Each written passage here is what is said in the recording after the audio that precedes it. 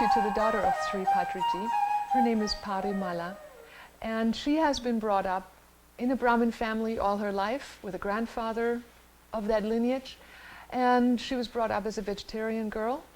Her and her sister had her parents teach her meditation and these concepts from early on in life. Yes, since I was born, yes. So you are now a teacher of meditation. You live here in America. Yes. And I would like you to share a little bit about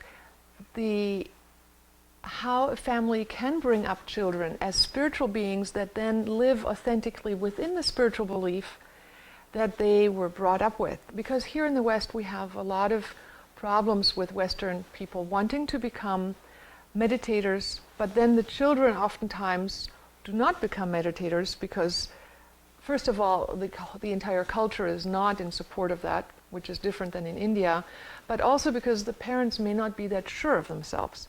So how was it being brought up and steeped in that tradition and having a father who was sought after thousands and millions of people and having a bond within the family?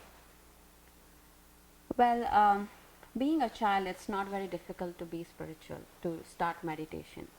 It's, I guess, one of the most natural things for any child to be a meditator. And starting meditation at that age, it's very easy to go into a divine consciousness because you're already in that stage. So learning is a natural process. So every child should learn meditation, and it's meant to be for a child. This is how you build up your foundation. Mm-hmm. So being a child, I've always been meditating, and there's a kind of openness you develop since you're a child. Openness to learn more, openness to learn from all the gurus, masters. So this is something which is not a religion. It is your Right. This is something. This is spirituality. This is close to you, being yourself. So you can practice any religion. There is no problem, but being close to yourself is the most important thing, and meditation teaches you that. Right.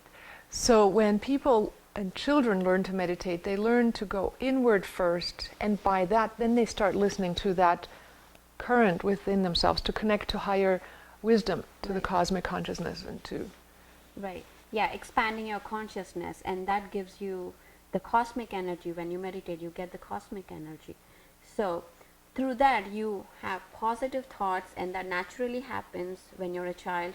You attract positive experiences, positive people into your life, and you shape up your life. You create your own life. So I remember yesterday when we were talking before the interview how in your family you grew up with the thoughts of expect a miracle, expect the life to work out, expect for the time to be the right time when you arrive. Right. So one thing which I learned is nothing is impossible. Everything is possible. There is no imagination. There is always existence, creativity. Mm-hmm. So anything you want, as such, anything you want, you can get it in your life, and all you need to do is just wish for it, ask for it. And how I do it is, first I need to know what I need or what I want in my life, how I want my life to shape up. And then you have that vision and imagine, and these are all the tools you have, visualization or having a vision board, or all these are the tools to implement things in your life. And live your life as if you have already achieved it. Already you are like growing up, I am a first ranker, or I'm a top ranker, and things will happen. I mean, this is how you design your life. You are a creator of your own life, and that is, I've always been listening to this one sentence: you create your own reality. And since you were a baby? Since I was a baby, and I have always practiced that. I create my own reality. I have created this existence. So I bring the people I want in my life. I bring the experiences in my life, and this is a practice. And being a child, this comes natural. So that is the advantage of learning as a child. Early on. So now you are actually teaching people how to meditate. Yes. And you're just in your early 30s. Yeah, I mean, I have been teaching since I was a child. I mean, really? Yeah, since in India, that is what we have been doing. There is teaching gives you, you learn more through teaching. The more you teach, the more you learn. So there is never a stage that, okay, you reach to this level, then you can start teaching. You learn meditation, you experience, and start sharing your experiences and teach others to do meditation, and you progress in life.